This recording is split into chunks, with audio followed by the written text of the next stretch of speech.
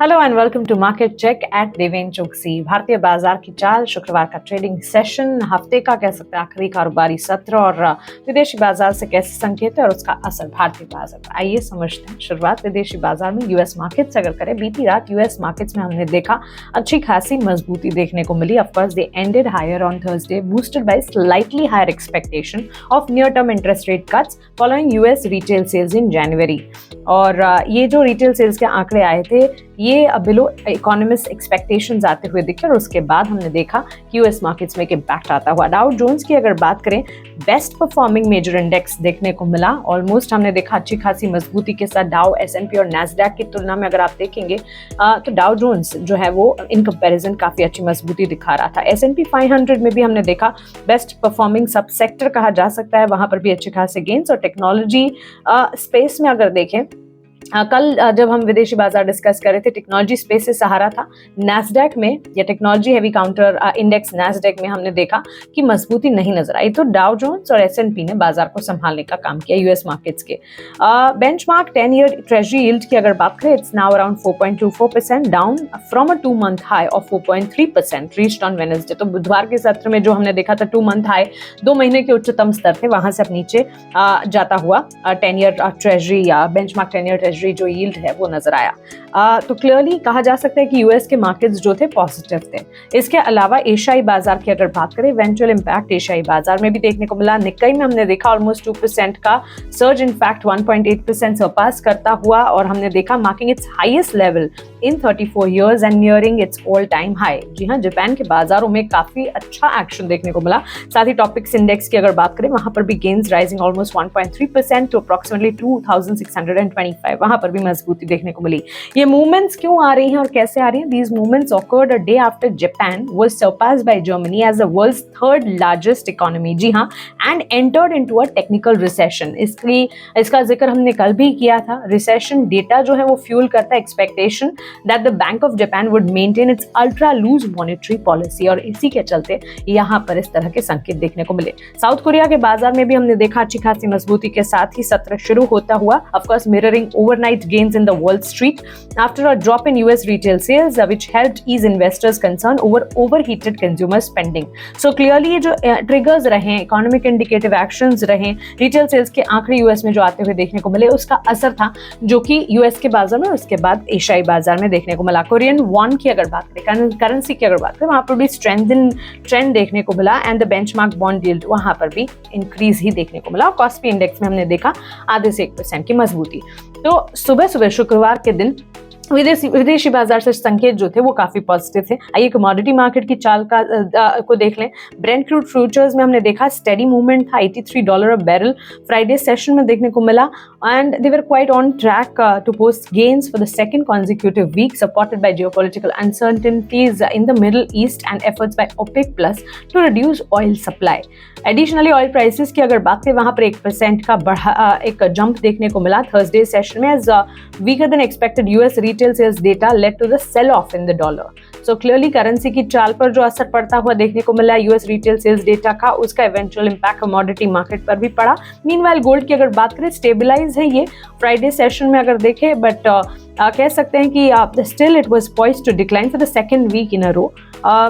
Boolean market की चाल में हम देख रहे हैं कंसर्न्स जरूर नजर आ रहे हैं। Trend is due to of course strong US inflation data, और साथ ही अगर आप देखेंगे it has heightened concerns over the Federal Reserve policy delaying interest rate cuts much later than the market anticipates. तो क्लियरली ये डेटा जो है इसका अलग अलग इम्पैक्ट अलग अलग असेट क्लासेस पर पड़ता हुआ दिखा।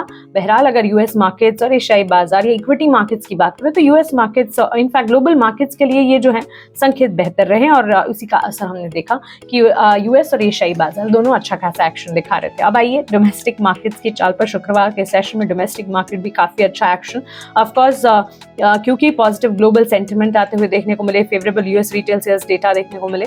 भारतीय बाजार की शुरुआत भी अच्छी रही। बेंचमार्क इंडेक्स की अगर बात करें, निफ्टी 50 गेन्स के साथ ही खुलता हुआ दिखा। गेनर्स में BPCL, Bajaj auto, Tata Motors जैसे स्टॉक्स में अच्छा खासा action. Power grid, Apollo hospital, ITC जैसे स्टॉक्स थे जहां पर बिकवाली का दबाव देखने को मिला। In terms of sectoral gainers, Nifty auto, Nifty pharma, Nifty media जैसे सेक्टर्स रहे जहां पर गेन्स देखने को मिले। वहीं एफएमसीजी, ऑयल एंड गैस और फाइनेंशियल सर्विसेज की अगर बात करें वहां पर लीस्ट गेन्स यानी कि ज्यादा एक्शन नहीं देखने को मिला। ब्रॉडर मार्केट्स में अगर माइक्रो कैप को देखेंगे अच्छी खासी मजबूती वहां पर स्टॉक स्पेसिफिक मूव्स दिख रहे हैं। स्मॉल कैप में हम देख रहे हैं गेन्स के साथ, और निफ्टी नेक्स्ट 50 कैटेगरी को भी ध्यान रखें क्योंकि यहाँ पर भी अच्छी मजबूती के साथ point wise, percentage wise gains के साथ ही कामकाज देखने को मिल रहा है। Now, as market is trading about 22,000, there might be increased euphoria among investors. But we reiterate our view that markets are more likely to witness continued momentum on volatility, and it would likely impact the decisions. तो clearly ये कह सकते हैं कि 22,000 के ऊपर भले ही trade कर रहे हैं, इससे यूफोरिया काफी ज्यादा निवेशकों में देखने को मिलेगा। हमारी तरफ से एडवाइस या हमारे रिसर्च डेस्क का यही मानना है कि मोमेंटम जो है वो कंटिन्यू रहेगा। वॉलेटिलिटी जो है जरूर देखने को मिलेंगी क्योंकि कई सारे इवेंट्स के बाद एक आ रहे हैं, लेकिन बाजार का अंडरटोन जो है वो काफी अच्छा नजर आ रहा है। स्टॉक स्पेसिफिक न्यूज ज्यादा नहीं है, लेकिन जो स्टॉक स्पेसिफिक न्यूज आपके सामने रख देते हैं। यूपीएल कॉर्पोरेशन लिमिटेड की अगर बात करें, फिच रेटिंग्स ने डाउनग्रेड किया है इनकी long term issuer default rating को BB positive from BBB negative with a negative outlook. और इस डाउनग्रेड के बाद स्टॉक में हमने देखा नियरली 1.5% के कट्स देखने को मिले, लेकिन साथ ही ये स्टॉक कट के बाद रिकवर होता हुआ भी नजर आया।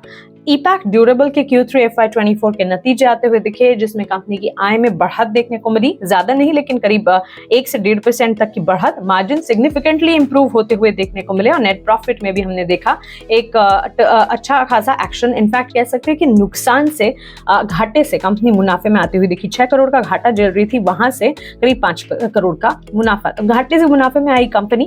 ईपैक ड्यूरेबल्स रेवेन्यू के फ्रंट पर भले ही कोई बड़ा एक्शन ना हो, लेकिन मार्जिन, कामकाजी मुनाफे और मुनाफे में जो अच्छा खासा एक्शन देखने को मिला उसका असर था कि 7% की बढ़त के साथ ये स्टॉक ओपनिंग आवर्स में खुलता हुआ दिखा। तो क्लियरली रिजल्ट का इम्पैक्ट। एक्सिस बैंक की तरफ से क्लैरिफिकेशन आया है that the allegations regarding 5,100 crore in unjust gains from Max Life Insurance shares deals have no material impact. So इस क्लैरिफिकेशन पर ध्यान रखना होगा और इसके बाद एक्सिस बैंक की स्टॉक प्राइस पर भी नजर रहेगी। Dilip Buildcon in a joint venture with Vijay Kumar Mishra construction has received a contract value. Contract मिला है कंपनी को करीब 413 करोड़ का from the water resource department of Madhya Pradesh, और contract is for construction of irrigation project dam.